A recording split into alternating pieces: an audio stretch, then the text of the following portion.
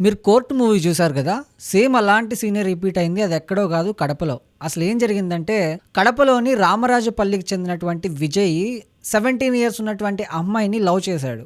ఆ అమ్మాయి కూడా ఇతన్ని లవ్ చేసింది. ఇద్దరు ప్రేమించుకున్నారు. ప్రేమించుకున్న తర్వాత ఇంట్లో పెద్దలకి చెప్పాలనుకున్నారు. వాళ్ళు ఒప్పుకోకపోవడంతో ఈ విజయ్ ఆ అమ్మాయిని తీసుకొని పారిపోయాడు. తర్వాత అమ్మాయి వాళ్ళ తల్లెళ్ళి పోలీస్ స్టేషన్లో పోక్సో కేసు నమోదు చేసింది. పోలీసులు పోక్సో కేసు నమోదు చేసుకొని విజయ్ని ఎక్కడున్నాడో కనిపెట్టి పోలీస్ స్టేషన్కి అయితే తీసుకొచ్చారు.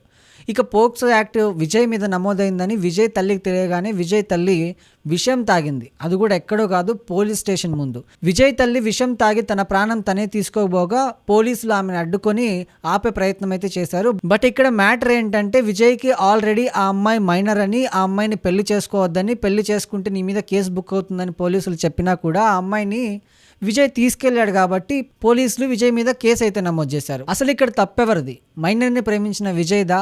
విజయ్ మీద కేసు నమోదైందని ఆత్మహత్య చేసుకోబోయిన తల్లిదా? మీ అభిప్రాయం ఏంటో కమెంట్ రూపంలో తెలియజేయండి.